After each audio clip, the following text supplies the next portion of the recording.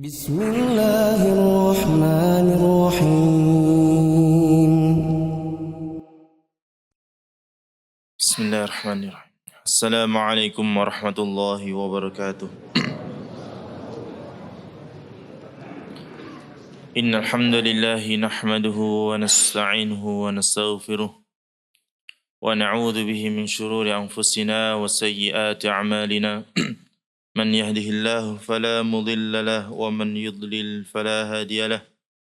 أشهد أن لا إله إلا الله وحده لا شريك له وأشهد أن محمدا عبده ورسوله صلوات الله وسلامه عليه وعلى آله وأصحابه ومن اتبع هداه.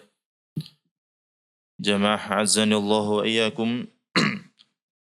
Kita lanjutkan qiraatul kitab Rasyul Barad fi syarhi Al-Adab al-Mufrad. Kita memasuki ke hadis ke-272. Hadis 272 halaman 283. قال أمير المحدثين الإمام البخاري رحمه الله تعالى ونفعنا الله بعلومه في الدارين آمين. Abdullah bin Salih mengabarkan kepada kami, ia berkata, Al-Laits mengabarkan kepadaku, ia berkata, Yazid bin Al-Had mengabarkan kepadaku, an Amr bin Shu'aib an abihi an jaddihi أنه سمع النبي صلى الله عليه وسلم يقول. Dari Amr bin Shu'aib, dari ayahnya, dari kakeknya, bahwa ia mendengar Nabi sallallahu alaihi wasallam bersabda, "Ukhbirukum bi ahabbikum ilayya wa aqrabikum minni majlisan yaumal qiyamah." Maukah kalian aku beritahu orang yang paling aku cintai di antara kalian dan paling dekat denganku tempat duduknya pada hari kiamat. Fasakatal qaum, maka orang-orang pun diam. Fa'adaha marrataini aw thalathan. Beliau lalu mengulangnya hingga 2 atau 3 kali. Qala al-qaum, mereka lalu berkata, "Na'am ya Rasulullah." Ya, wahai Rasulullah. Qala, beliau bersabda, ahsanukum khuluqa, yang akhlaknya paling baik di antara kalian. Nah, jamaah azanillahu wa iyyakum, di sini Rasulullah sallallahu alaihi wasallam pakai uslub bertanya. Rasulullah ingin memberitahukan sesuatu agar hal yang ingin disampaikan Rasulullah ini benar-benar melekat di benak para sahabatnya. Beliau pakai uslub bertanya, maukah kalian aku beritahukan orang yang paling aku cintai di antara kalian dan yang paling dekat tempat duduknya denganku pada hari kiamat. Ini memunculkan tashwiq, yaitu rasa ingin tahu yang kuat. Kira-kira apa? Maka segala indera akan difokuskan dari pendengaran, penglihatan, dan kemudian juga pikiran, hati, karena yang ditanyakan Rasulullah dikasih tahu bahwa dia adalah orang yang paling dicintai oleh Rasulullah sallallahu alaihi wasallam fid dunya, di dunia, dan yang paling dekat tempat duduknya, yaitu keberadaannya di surga di hari kiamat, yaitu fil akhirah, di akhirat. Di orang ini istimewa. Di dunia dicintai oleh Rasulullah, dan di akhirat Allah tempatkan di posisi yang dekat dengan Rasulullah sallallahu alaihi wasallam.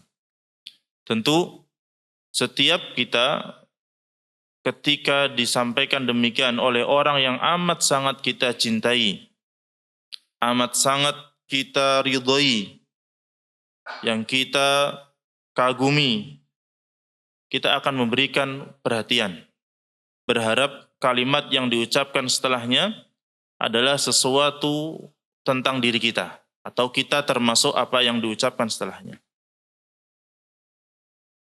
Ini adalah uslub, bagian dari metode mengajar atau menyampaikan maklumat dari Rasulullah Sallallahu Alaihi Wasallam. Bisa kita sampaikan kepada murid atau anak kita atau istri kita, keluarga kita, ketika kita ingin menyampaikan sesuatu yang penting, terutama masalah akhirat. Nah, bisa dengan obrolan, kalau seandainya ini kalau memilih antara surga dan dunia, kira-kira milih mana? Dengan pertanyaan-pertanyaan di awal, hal itu akan menyiapkan cara berpikir. Di dalam mengajar pun, metode mengajar itu seringkali digunakan metode muqaddimah atau apa istilahnya, persepsi ya. Jadi mempertanyakan materi-materi sebelumnya atau membahas sesuatu yang ada kaitannya dengan materi yang akan disampaikan.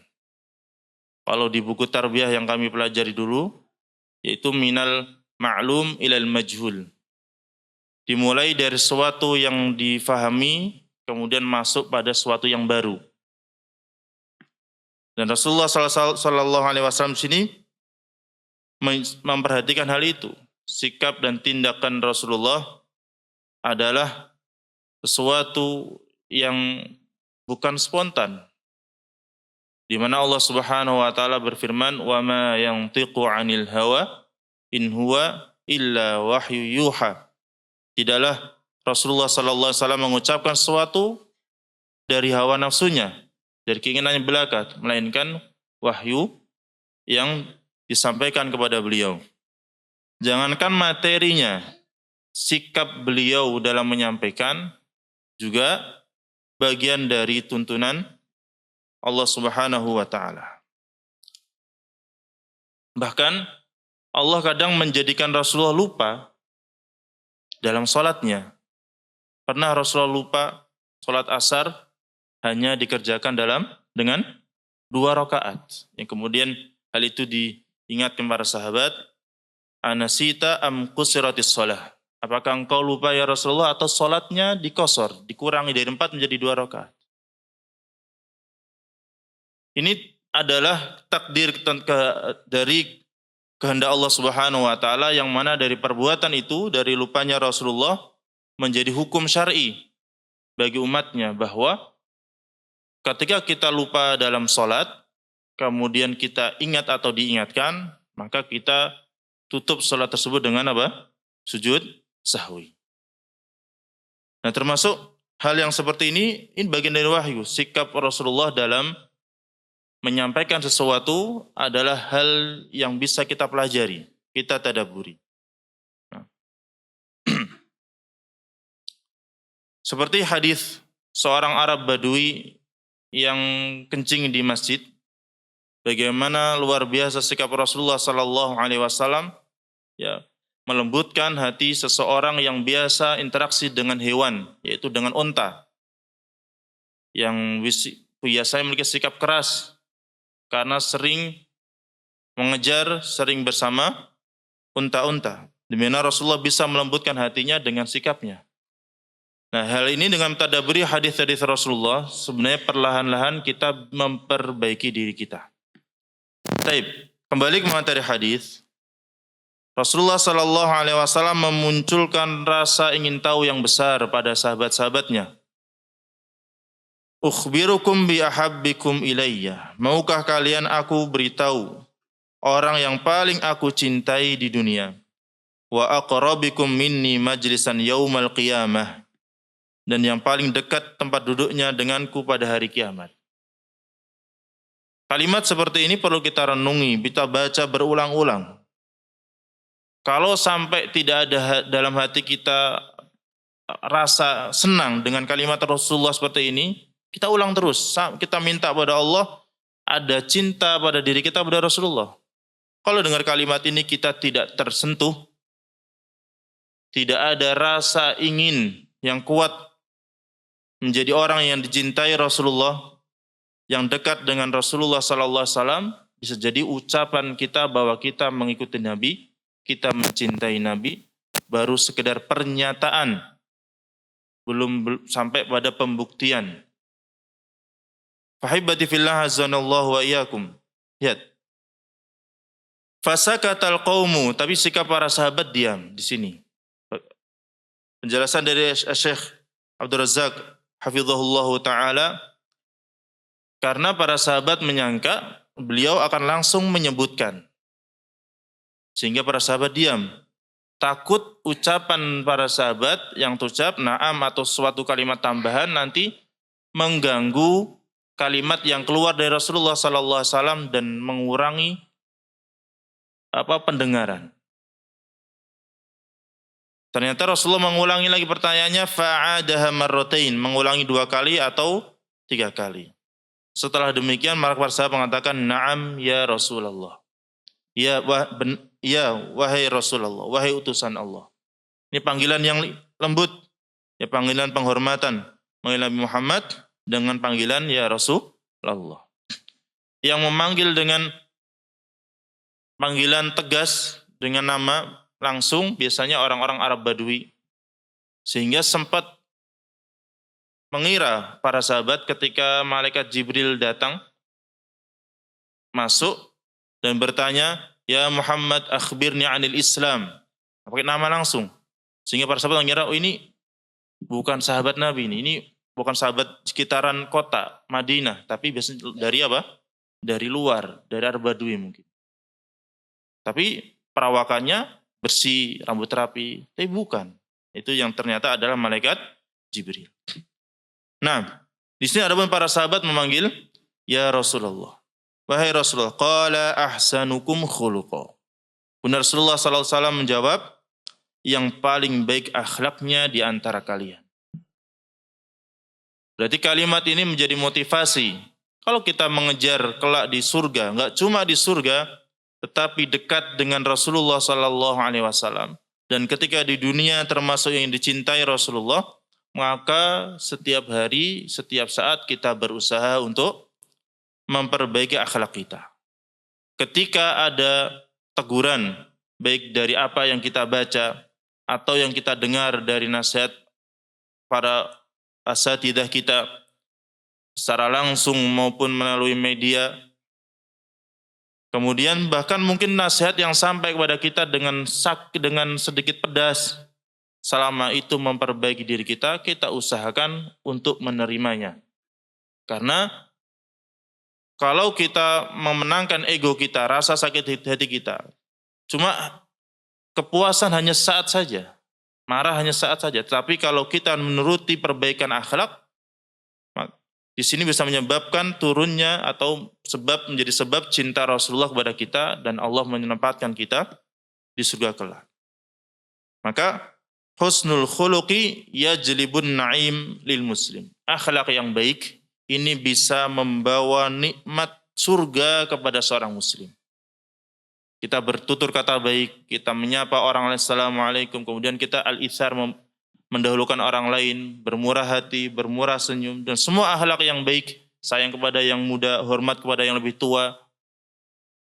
Kita lakukan semua itu karena mengejar nikmat Allah Subhanahu wa taala di surga. Fahibati fillah azanallahu wa iyyakum. Ketika membaca hadis-hadis seperti ini, kita usahakan kalimat Rasulullah ini menjadi cermin buat diri kita untuk mengoreksi mana luka, mana noda pada diri kita, kemudian kita koreksi. Jangan langsung jadikan hadis ini untuk alat mengukur orang lain. Bahkan kadang kita menggunakan hadis ini itu mengukur seorang ustadz, seorang dai. Ya, seandainya benar ada kekurangan pada akhlak seseorang ustadz, tapi bukan berarti kita kemudian menjatuhkan martabatnya dengan membicarakannya, menggunjingnya. Nah, sehingga sebagian orang tidak yang biasa ngaji dan belajar kepadanya perlahan-lahan mundur. Kecuali yang disampaikan itu adalah berkaitan tentang kesalahan akidah, ya, yang atau subat-subat yang bisa menjermuskan. Tafadhol. Tapi kalau masalah personal, Maka sampaikan, pernah disampaikan Ustaz Mufli agar kita menyampaikan kepada ustadz lain yang sekiranya dekat untuk menyampaikan nasihat tersebut kepada ustadz yang kita anggap kurang dalam akhlaknya. Fahibati fillah azanallahu wa iyyakum. Di hadis ini secara tidak langsung menunjukkan bahwa karakter kita itu sebagai manusia senang dipuji, senang dimuliakan, senang dihormati, di mana Rasulullah di sini menyebutkan siapa di antara kalian yang senang aku cintai atau menjadi orang yang aku cintai, kemudian dimuliakan di surga dengan di tempat yang paling tinggi. Ini menarik keinginan kita sebagai manusia bahwa dalam hati kita itu senang dipuji. Waridho, dan lebih-lebih diridhoi, dicintai oleh orang yang kita cintai. Guru, kemudian pasangan hidup, anak-anak, orang-orang yang kita cintai kemudian menyatakan cinta kepada kita, maka kita akan ada kebahagiaan tersendiri. Ini tabiat.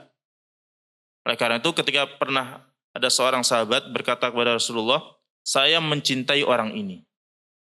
Rasul mengatakan sampaikan hal itu kepadanya. Maka sahabat ini mengatakan uhibbuka fillah, aku mencintaimu karena Allah Azza wa Jalla. Karena kalimat cinta ini memberikan kebahagiaan pada saudara kita.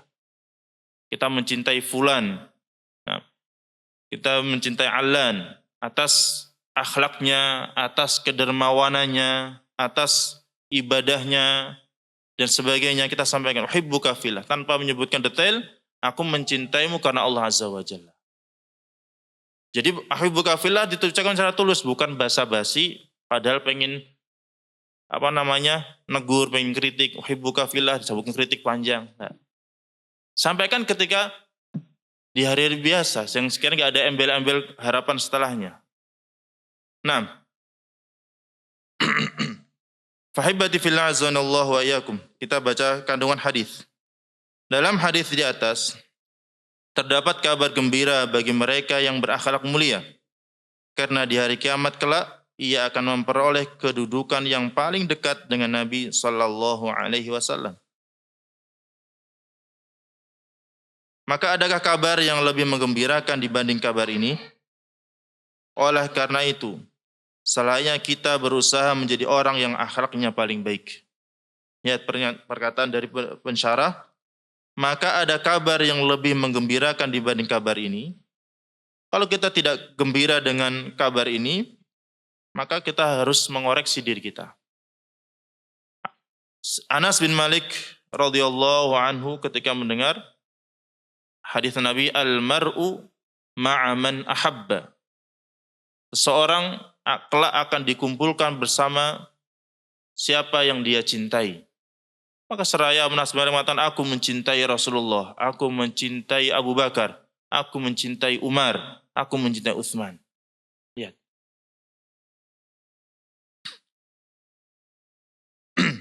Ma'asyiral muslimin azanallahu wa iyyakum.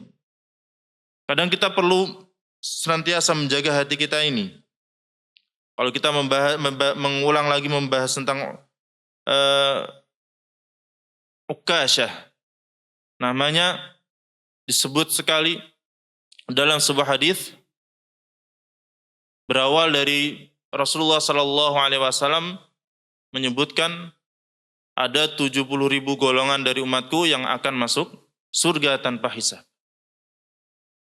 Maka Ukasyah atas keinginannya kuat, hatinya yang senang dengan dan sangat berharap masuk surga, seraya berkata, ya Rasulullah, doakan aku termasuk mereka. Fa anta minhum, engkau termasuk di mereka. Dan begitu juga kalau membaca Al-Quran, di antara sunnah yang diajarkan Rasulullah, kalau melewati ayat rahmat tentang surga, tentang ampunan Allah Azza wa Jalla, maka mintalah kepada Allah sebagai tanda bahwa hati kita kecondong ke sana. Kalau disebutkan tentang azab dan murka Allah, maka berlindunglah kepada Allah Azza wa Jalla sebagai tanda bahwa kita punya rasa takut pada neraka dan murka Allah Azza wa Jalla. Nah, Kembali lagi, ikhwati fillah, maka hadis ini termasuk hadis yang selayaknya kita ulang berkali-kali untuk memunculkan rasa cinta kita kepada Rasulullah dan harapan kita untuk didekatkan dengan beliau di hari kiamat kelak. Hadis berikutnya. Haddatsana Ismail ibnu Abi Uwais. Ismail bin Abi Uwais mengabarkan kepada kami. Qala, ia berkata, haddatsani Abdul Aziz ibnu Muhammad. Abdul Aziz ibnu Muhammad mengabarkan kepadaku an Muhammad bin Ajlan, dari Muhammad bin Ajlan, anil Qaqa' ibn Hakim, dari Al-Qaqa' ibn Hakim, an Abi Salih As-Samman, dari Abu Salih As-Samman, an Abi Hurairah radhiyallahu anhu, dari Abu Hurairah radhiyallahu anhu, anna Rasulullah sallallahu alaihi wasallam qala, bahwa Rasulullah sallallahu alaihi wasallam pernah bersabda, innama bu'ithu liutammima salihal akhlaq. Tidak lain aku diutus untuk menyempurnakan akhlak yang baik. Sejatinya aku diutus untuk menyempurnakan akhlak yang baik. Dalam redaksi lain yang sering kita dengar, kalimatnya bunyi mana? Innama bu'ithu liutammima makarimal akhlaq. Nah, ada kalimat salihal akhlaq, ada makarimal akhlaq. Kandungan hadis, Ibnu Abdul Bar mengatakan, yang termasuk akhlak mulia adalah kesalihan, yaitu semua perbuatan baik, ketaatan, kebajikan, muru'ah. Muru'ah itu apa? Menjaga harga diri, tidak melakukan perbuatan-perbuatan yang merendahkan kita, berteriak kencang atau bergoyang, yang laki-laki maupun perempuan, orang yang bersikap kekanak-kanaan dan sebagainya, yang sekiranya menjatuhkan muru'ah. Maka menghindari itu termasuk kesalihan. Ihsan dan adil. Dengan semua inilah Nabi SAW diutus untuk menyempurnakannya, yakni menyampaikan akhir kesempurnaannya. Karena sesungguhnya kesempurnaan akhlak dengan seluruh keutuhannya hanya terdapat dalam agama Islam. Dalam website Ad-Durar As-Saniyah, saya kemarin sempat salah sebut As-Sunniyah, yang benar Ad-Durar As-Saniyah, menyebutkan bahwa orang Arab dulunya telah belajar akhlak dari Nabi Ibrahim alaihissalam.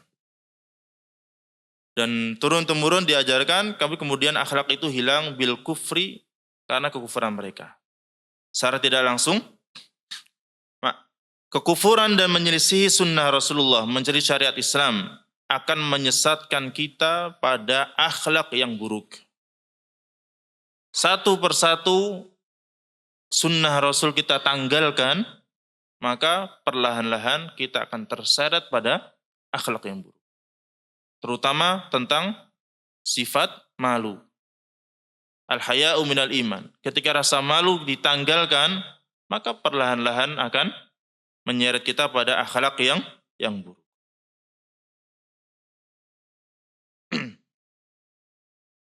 Ahibbati fillah, azanallahu wa iyyakum. Maka sebaliknya, kalau kita senantiasa mengembangkan diri, memperbaiki diri, setiap hari menambah ilmu, setiap hari ada ayat-ayat Al-Quran yang ditilawai, ada hadis yang ditadaburi, ada ceramah ustadz yang disimak, maka perlahan akhlak kita akan menjadi lebih baik dan lebih baik. Ada hal yang mungkin sedikit terasa hilang ya. Dulu sebelum adanya YouTube dan media internet, serasa di rumah-rumah ikhwan salafiyin itu sering terdengar suara Roja TV atau Makkah TV, tilawah Al-Quran atau ceramah Ustadz kita, suara Ustadz Yazid, Ustadz Abdul Hakim, dan Ustadz-Asatidah yang lain. Hampir setiap bertamu ada suara tersebut. Bahkan toko, rumah makan yang dimiliki oleh ikhwan yang sudah ngaji, maka ada suara-suara seperti itu. Dulu kami ketika di Bogor ada klinik persalinan yang sudah ngaji, setelkan hal-hal itu. Ini menjadi kekhasan, perlahan-lahan akan memperbaiki diri. Juga di mobil yang diputar adalah channel kajian. Nah, dulu ketika di Jabodetabek, karena dekat dengan Roja, itu di kajian-kajian di depan dijual radio. Radio, situ disetel hanya channel ke arah Roja saja, dan itu laris. Setiap rumah kemudian disetel. Hal ini perlu kita laksanakan lagi, meskipun saat ini bukan radio, harus ada setiap hari di rumah kita belajar ilmu, menelaah ilmu, karena perlahan itu akan memperbaiki diri kita. Kemudian akhibati fillah azanallahu wa iyyakum, akhlak tidak akan bermanfaat kepada pemiliknya kecuali jika dia beriman. Ini karena sebagian orang menganggapan aku tidak sholat gak apa-apa, yang penting tidak menzalimi orang lain. Biasanya saya dengar kalimat ini dari orang-orang yang abangan, orang-orang kejawen. Mereka punya tutur kata yang lembut, punya akhlak yang baik, hormat kepada orang, suka membantu, ya. Kemudian tidak mudah menyakiti, tetapi tidak sholat, tidak berpuasa. Dan mereka merasa nyaman, karena memang akhlak baiknya membuat dia dicintai oleh orang lain. Tetapi hal itu tidak bermanfaat di sisi Allah Subhanahu wa taala. Dengan hadis sebelumnya tadi, tidak akan mencapai derajat yang tinggi di samping Rasulullah atau mendapatkan cinta Rasulullah sallallahu alaihi wasallam jika dia bukan orang yang beriman, yang bertauhid. Maka iman dan tauhid kita utamakan, kemudian selanjutnya kita perbaiki akhlak. Berbarengan lebih. Kemudian hadis berikutnya. Hadis 274. Haddatsana Ismail. Ismail mengabarkan kepada kami. Qala, ia berkata, haddatsani Malik. Malik mengabarkan kepadaku. An Ibnu Syihab, dari Ibnu Syihab. An Urwah, dari Urwah. An Aisyah radhiyallahu anha. Dari Aisyah radhiyallahu anha. Annaha qalat, bahwasanya Aisyah berkata, ma khuyyira Rasulullah sallallahu alaihi wasallam baina amrayni illa ikhtara aisarahuma. Tidaklah Rasulullah sallallahu alaihi wasallam dihadapkan pada dua perkara, melainkan beliau memilih yang paling mudah di antara keduanya. Ma lam yakun itsman, selama itu bukan perbuatan dosa. Fa idza kana itsman, jika itu dosa, kana ab'adan nas minhu, maka beliau adalah orang yang paling jauh darinya. Wa man taqama Rasulullah sallallahu alaihi wasallam li nafsi, dan Rasulullah sallallahu alaihi wasallam tidak dendam untuk dirinya sendiri, illa an tuntahaka hurmatullah taala, kecuali jika hak Allah taala dilanggar. Fayantaqima lillahi azza wa jalla biha, maka beliau dendam karena Allah azza wa jalla. Penjelasan kata ma lam yakun itsman, selama tidak mengandung dosa. Kata itsmun pakai tha. Nah, maka di sini di antara hikmah belajar makharijul huruf, ya, kepleset mengucapkan ismun menjadi apa artinya? Nama. Ismun dibaca itsmun, artinya menjadi dosa. Nah, ma lam yakun itsman pakai tha, selama tidak mengandung dosa. Intaqama, memberi hukuman, yaitu balas dendam. Kandungan hadis yang pertama, Islam merupakan agama yang porosnya adalah kemudahan dan menyingkirkan kesulitan.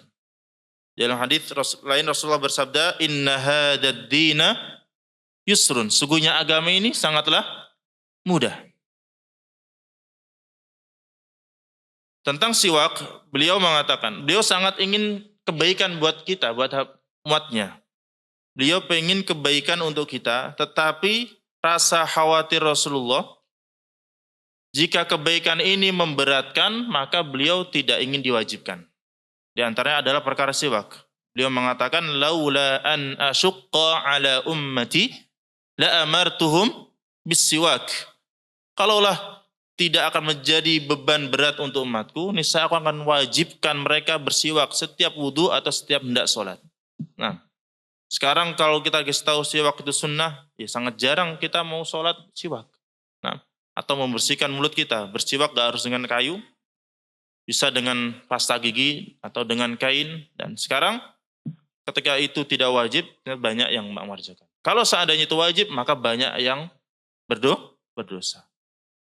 Di sini bentuk bahwa agama Islam itu yusrun, mudah. Kemudian juga tentang tarawih. Rasulullah SAW ketika sholat di 3 malam pertama, di malam Ramadan, beliau tidak lagi tampak di masjid, karena melihat para sahabat sudah mulai banyak berkumpul. Jika ini dilanjutkan, beliau khawatir turun wahyu dari Allah Azza wa Jalla, kemudian perkara ini diwajibkan. Ketika wajib, kemudian umatnya banyak yang tidak mengerjakan, maka banyak yang berdosa. Dan beliau memilihkan yang mudah untuk kita. Kemudian juga dalam hal mengerjakan wudhu, kalau tidak didapatkan air, maka diganti dengan apa? Tayamum. Nah, kalau katakanlah tidak bisa dengan air, tidak bisa tayamum, ya sudah. Katakan seorang mungkin dalam tawanan diikat, tidak bisa jangkar wudhu, tayamum aja gak bisa. Maka di sini juga boleh mengerjakan dalam kondisi tersebut. Salat juga demikian. Jika tidak bisa dikerjakan dengan sempurna berdiri, rukuk dan sujudnya, maka bisa dengan cara yang paling bisa dia mampu. Mampu duduk, kalau tidak mau duduk maka berbaring. Ini kemudahan. Dalam hal agama Islam semua mudah. Beban ada atau tidak? Pasti ada. Tapi beban yang masih bisa dikerjakan. Salat 5 waktu. Nah, kadang ada seorang pendeta yang menertawakan orang muslim sehari sholat 5 kali karena bayarnya cuma 2,5%, kami sepersepuluhan, maka cuma sepekan sekali. Ini memang kalau kita pikir ada bebannya, habis subuh harus bangun, zuhur jam yang kerja, jam istirahat harus terbagi, asar jam pulangan, jam istirahat, tetapi masih bisa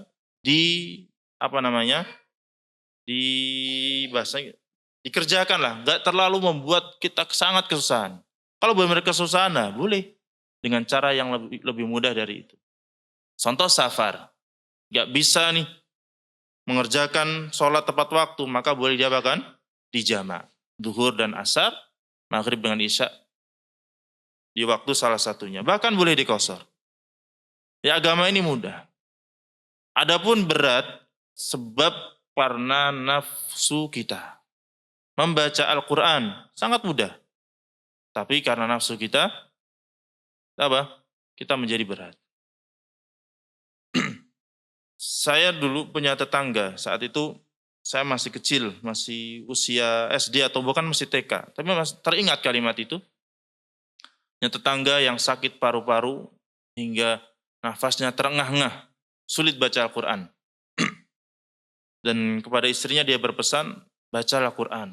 Kalau seandainya aku normal, aku akan terus baca Quran.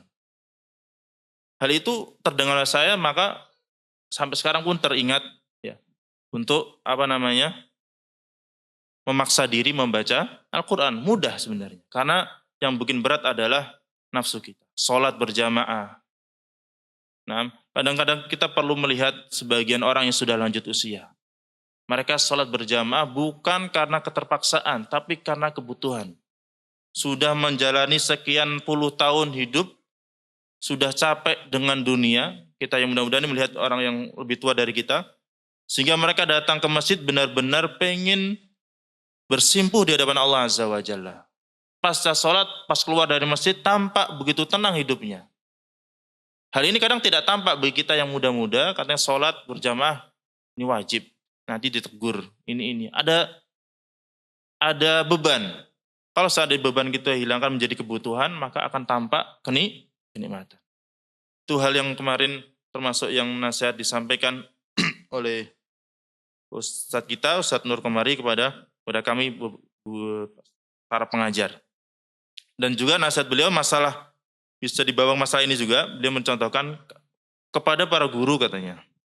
Memang ada aturan itu penting untuk menata kedisiplinan. Tapi ketika ada satu masalah, ada anak terlambat, coba ditanya dulu apa sebabnya. Kalau sebabnya sesuatu yang menjadikan dia harus terlambat, ya diberikan keleluasan, diberikan kemudahan. Bisa jadi tempat rumah yang sangat jauh, atau dia orang tuanya yang mengantar, banyak yang harus diselesaikan urusan rumahnya, atau sang anak juga membantu orang tuanya.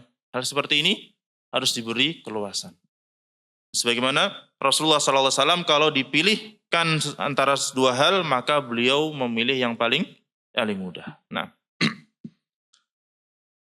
taib. Kandungan hadis yang kedua, disunnahkan mengambil apa yang paling mudah dan paling bermanfaat selama tidak haram. Dan ini adalah manhaj para nabi yang lurus dalam seluruh urusan agama dan dunia. Apabila kemudahan menjurus pada hal yang haram, maka beliau bersikap tegas. Ini catatan tambahan ya, apabila kemudahan menjurus pada hal yang haram, maka beliau bersikap tegas. Sebagaimana di kalimat hadis, faida kana itsman kana ab'adan nasi minhu. Maka jika haram, maka beliau bersikap tegas. Seperti saya lupa nama sahabatnya, mereka mengatakan kunna hudatsa wahdin fil Islam. Kami saat itu adalah orang-orang yang baru masuk Islam, yaitu perang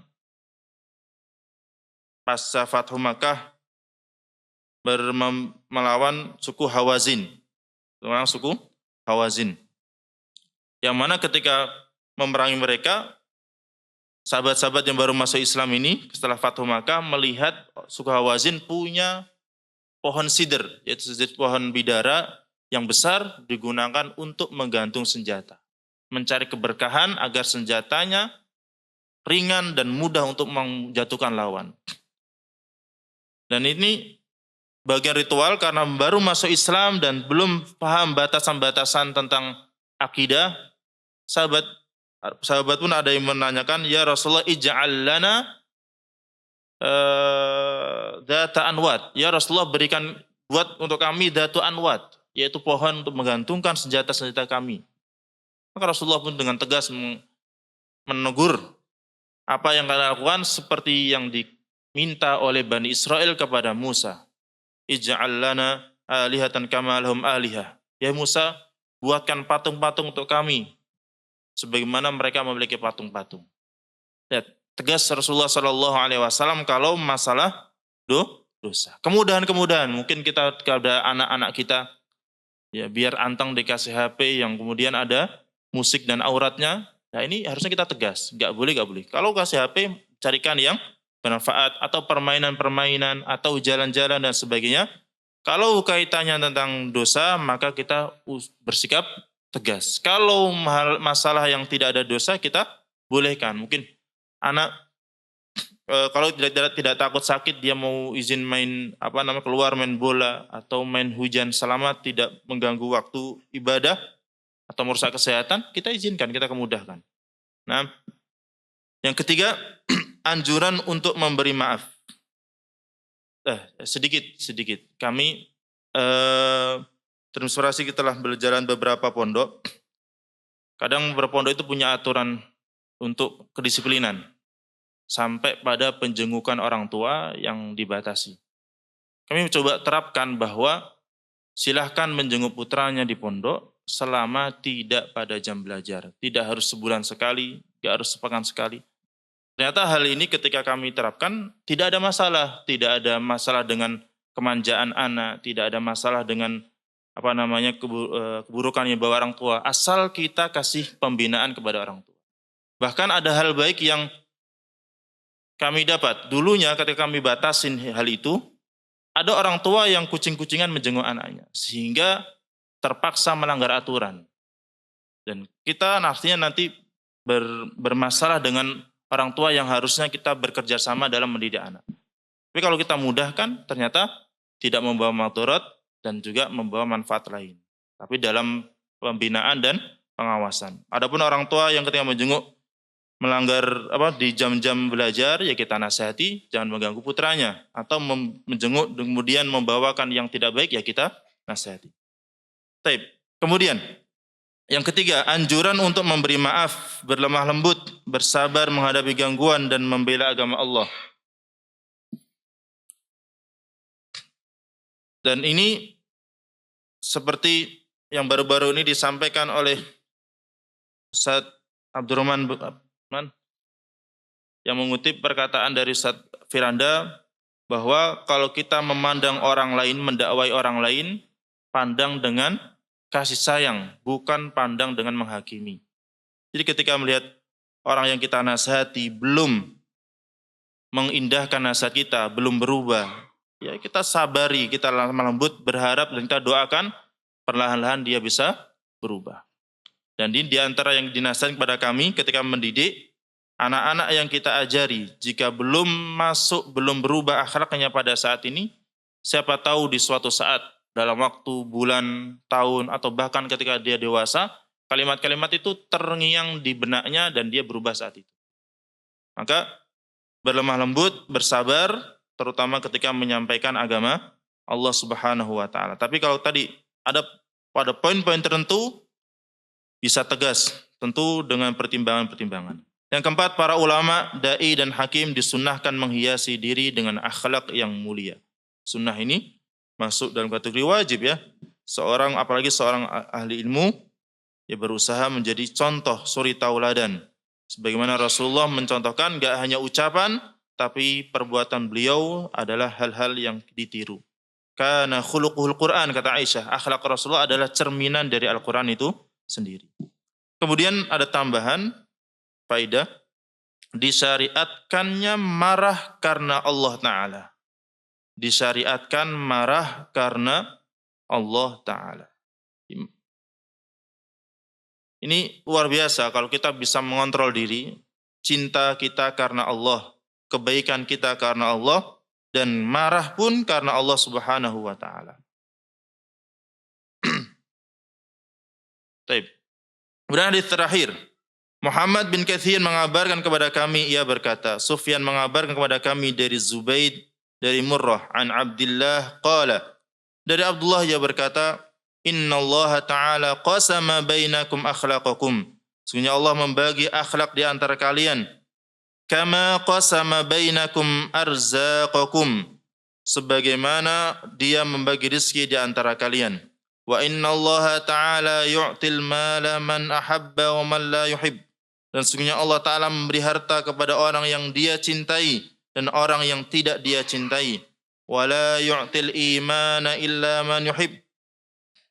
Serta dia tidak memberi iman kecuali kepada orang yang dia cintai. Faman dhanna bil mali an yunfiqah.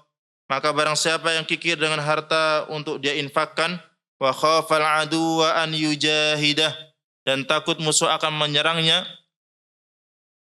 wa habal laila an yukabidah, dan cemas malam akan menyusahkannya, falyukthir min qawli la ilaha illallah wa subhanallahi walhamdulillahi wallahu akbar. Maka hendaklah ia memperbanyak ucapan la ilaha illallah, subhanallah, alhamdulillah, Allahu akbar. Penjelasan kata dhanna bil mal, bakhil dengan harta. Habal laila, takut terhadap malam. An yukabidahu, yakni terjaga di waktu malam, susah tidur karena rasa takut. Kandungan hadis yang pertama, dalam hadis di atas terdapat penjelasan tentang agungnya kedudukan akhlak yang mulia. Yang kedua, orang yang diuji dengan kekikiran, takut akan musuh, dan tidak mendirikan salat malam, maka hendaknya memperbanyak doa-doa yang penuh berkah. Seperti doa di atas, la ilaha illallah, subhanallah, alhamdulillah, Allahu akbar. Atau doa-doa yang lain tentang memohon kebaikan akhlak. Kemudian hadis ini juga menceritakan tentang beriman dengan takdir Allah Azza wa Jalla. Bahwa rizki itu sudah ditetapkan oleh Allah Subhanahu wa Ta'ala. Bahkan semua kejadian di dunia ini sudah dituliskan oleh Allah 50.000 tahun sebelum penciptaan langit dan bumi. Haibati fillah, azanallahu wa iyyakum. Maka tidak layak kita dengki, kita hasad, kita benci kalau ada orang lain mendapatkan rizki lebih banyak daripada kita. Karena hal itu membawa kita seakan-akan benci atas kehendak Allah yang memberikan harta kepada dia. Kemudian akhlak. Allah Subhanahu wa taala kadang memberikan seseorang memiliki akhlak, memiliki sifat lembut, ada yang memiliki sifat keras atau mungkin terdidik dalam keluarga dan lingkungan yang keras. Ini berbeda-beda. Dan dari situ maka masing-masing berusaha memperbaiki diri. Yang lembut kadang tidak memiliki sifat tegas dalam kebenaran, yang tegas kadang tidak punya kurang dalam belas kasihan, maka masing-masing berusaha memperbaiki diri. Orang yang memiliki sifat dasar keras, kemudian berusaha untuk sabar dan lembut, maka pahalanya lebih besar. Ya. Satu orang yang penyabar dari bawaan, satu orang yang mudah marah, kemudian dalam satu kondisi masing-masing menahan amarah. Maka yang biasa mudah marah ini tentu pahalanya lebih besar. Maka kalau kita sadari diri kita punya masalah seperti itu, kita berjuang, minta bantuan kepada Allah Azza wa Jalla, dan setiap usaha itu menjadi pahala kita. Kita selesaikan. Yang keempat, banyak dan sedikit harta yang Allah takdirkan itu karena hikmah Allah. Ya. Ada yang diberikan banyak, ada yang diberikan cukup atau sedikit. Allah yang menentukan, dan itu adalah hikmah Allah Azza wa Jalla. Ada kebaikan pada masing-masing itu. Nah, yang terdidik dengan akhlak buruk maka berusaha memperbaiki diri. Wallahu a'lam bishawab. Sudah masuk waktu Isya. Semoga hadis-hadis yang kita bacakan tadi memberikan dampak baik pada diri kita dan kita hari setelah ini menjadi orang-orang yang lebih baik dan lebih dicintai oleh Allah Subhanahu wa taala. Kita mohon taufik dan hidayah darinya. Innahu qadirun ala dzalika wa maulah. Wa akhiru da'wana alhamdulillahirabbil alamin. Assalamualaikum warahmatullahi wabarakatuh.